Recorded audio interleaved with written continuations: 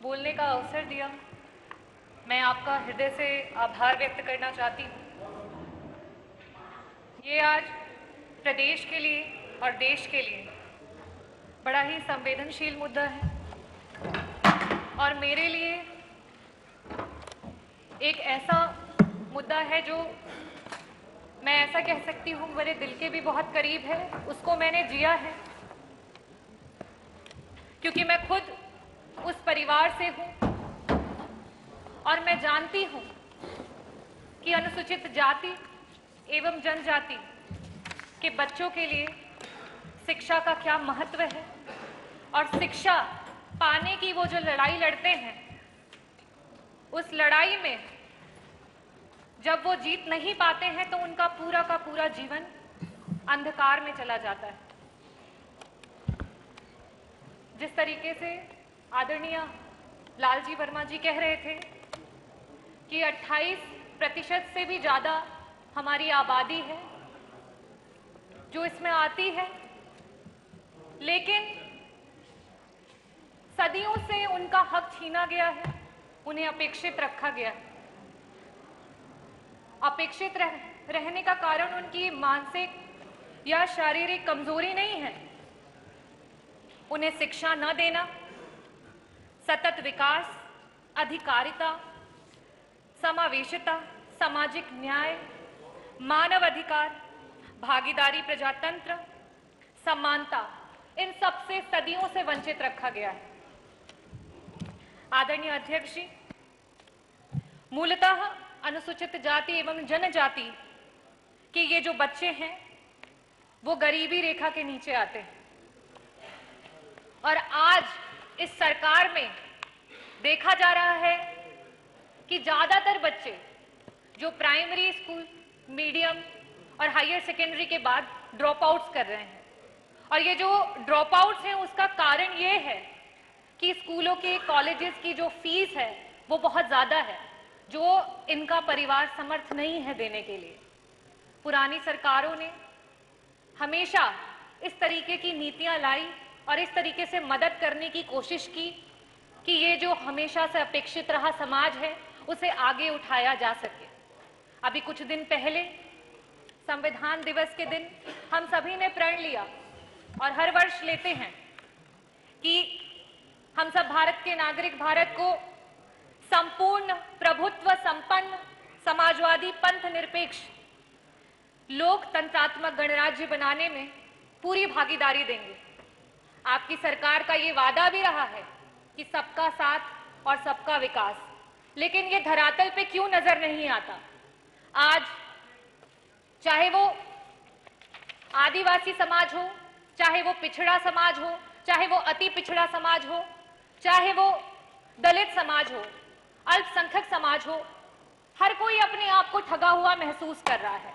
क्योंकि जब हम स्टूडेंट्स के स्कॉलरशिप की बात करते हैं तो उससे पहले जनगणना आती है और जब जब विपक्ष ने जाति जनगणना का मुद्दा उठाया है, बार बार ये सरकार उस मुद्दे को लेकर के लापरवाही बरतती रही, टाल मटोल करती रही और यह दर्शाता है कि आप अनुसूचित जाति एवं जनजाति के जो बच्चे हैं उनके भविष्य को और उनके शिक्षा को लेकर के असंवेदनशील हैं। इस सदन के माध्यम से एक छोटी सी रिपोर्ट है जिसको एक उदाहरण के तौर पे देना चाहूंगी कि प्रतापगढ़ में चरिया एक जगह है जहां पे हमारे वनवासी समाज के, आदिवासी समाज के, मुसहर समाज के लोग रहते हैं। उनकी जो टोटल संख्या है वो 293 है और उसमें अगर हम साक्षरता की बात करें तो एक भी ऐसा व्यक्ति नहीं है कि जो शिक्षित है। उसमें 45 बच्चे हैं जो 6 से 12 वर्ष की उम्र में आते हैं और उसमें से सिर्फ 2 बच्चे हैं जो कि स्कूल जाते हैं। अगर हम बात करें 13 से 18 वर्ष के बच्चों की तो उसमें सिर्फ और सिर्फ 4 बच्चे हैं जो स्कूल जाते हैं। यहां तक कि उन 70 परिवारों में से सिर्फ और सिर्फ 17 ऐसे परिवार हैं जिनके घर पे छत है या उनके पास आवास है। तो ये जो मुद्दा है वो बड़ा ही संवेदनशील है और इस मुद्दे का जड़ ये है कि जब तक हम जातीय जनगणना नहीं कराएंगे, जब तक हमें पता नहीं चलेगा कि जो हमारा आदिवासी समाज, हमारा अनुसूचित जाति और जनजाति कि कितने बच्चे हैं, कितने लोग हैं, तब तक हम उनको उनका अधिकार नहीं दिला पाएंगे। और मैं इस सदन के माध्यम से अध्यक्ष जी अनुरोध करना चाहूंगी कि इस मुद्दे पे 2 घंटे की चर्चा हो और इसको विस्तार रूप से सरकार मजबूती से समझे और चर्चा करे। धन्यवाद। माननीय मंत्री जी, देखिए पारस जी, आपको 1 मिनट मंत्री जी, आप भी सुन लें और माननीय मनोज पांडे जी भी सुन लें। नियम 56 के अंतर्गत यदि किसी भी माननीय सदस्य की 2 सूचनाओं के ऊपर दस्तखत होगा तो दोनों रिजेक्ट होंगी। मैंने उसको आपको भी स्वीकार कर लिया और इसको भी स्वीकार कर लिया। ये मेरी माननीय पांडे जी से पूछ लीजिए, कभी हुआ नहीं है इसे। इनकी जब पारस जी के है ना, इन्हीं की बात कर रहा हूं। पांडे जी के ऊपर 2 पे दस्तखत है, कम से कम वो आपके इंटरनल मामला है। माननीय मंत्री जी। माननीय अध्यक्ष महोदय, ये प्रश्न छात्रवृत्ति के 0 बैलेंस से संबंधित है और आज तारांकित प्रश्न संख्या 5 में इसके ये उठाया गया था और इसका पूरा उत्तर भी मैं दे चुका हूं। अगर आप कहें तो मैं पुनः उस बात को प्रस्तुत करता हूं। वैसे पूरी बात ये आ चुकी है प्रश्न संख्या 5 में।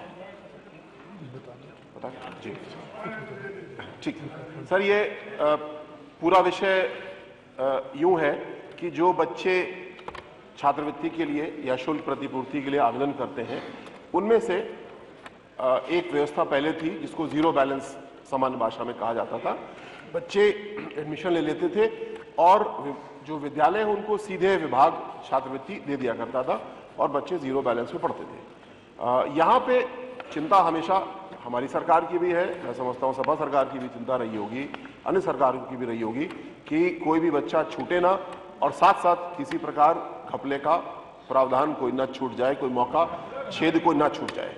और शायद इसीलिए 2014 में समाजवादी पार्टी की सरकार ने ही ये आदेश किया कि जो 0 बैलेंस है इस पे रोक लगाई जाती है। ये मैं अंदाजा लगा रहा हूं।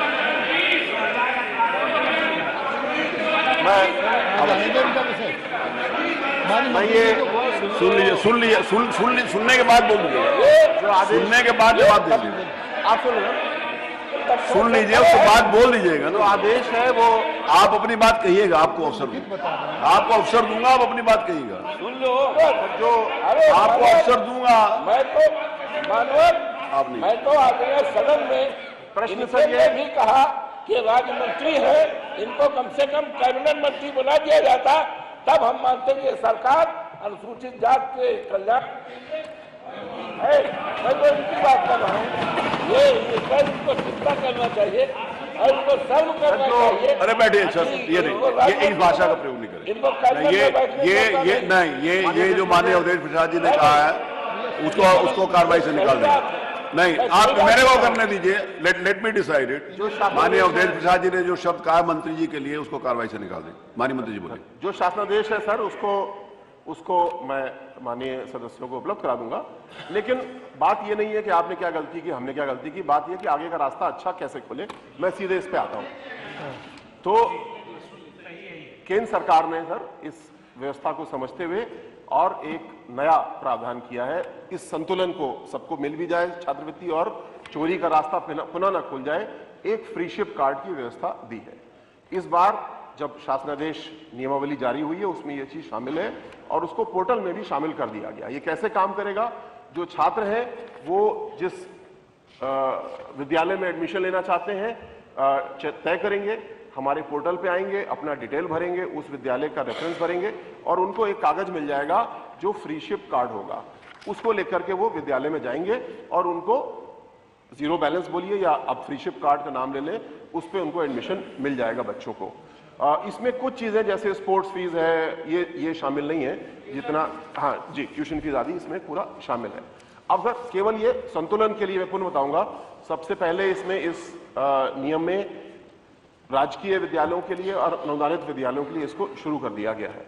संतुलन को और बनाने के लिए इस वर्ष से श्रेणीवार तरीके से बायोमेट्रिक्स या फेशियल रिकग्निशन अटेंडेंस को भी लागू किया जा रहा है, जिससे पुनः घपले ना होने पाए। जैसे ये संतुलन हमारा स्थापित होता जा रहा है, बेहतर हो रहा है, किसी को चोरी करने का कोई मौका ही नहीं दिया जा रहा है, तो इस वर्ष से अनुदानित में और राजकीय में इसको लागू किया चुका है। इसके अनुभव के आधार पर अगले वर्ष तय करेंगे कि क्या हम इसको जो निजी संस्थान है उनमें भी ले जा सकते हैं। सारी बात आ गई से बात आउट करते हैं, अनुसूचित जात के विरोध में है और जब तक इनको जीरो बैलेंस नहीं लाया जाएगा तब तक उनका हक मारा जाएगा। हम और हमारे साथी समझ से बाहर निकलते हैं। मैंने माननीय अवधेश शेर प्रसाद जी को सुना, माननीय लालजी वर्मा जी को सुना, डॉक्टर रागनी को सुना, माननीय मंत्री जी को सुना। नियम 56 के अंतर्गत नहीं आते, इसको आग्रह करता हूँ। अन्य कोई भी सूचनाएं ग्राह्यता के लिए नहीं है। इसमें मत संख्या 61, माननीय पर्यटन मंत्री जी।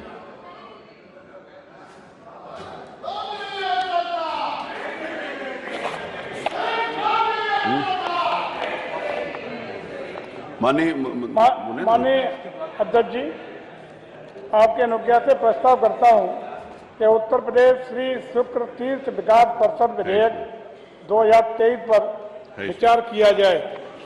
कुछ बोलना चाहे तो बोलिए। जी माननीय है इसमें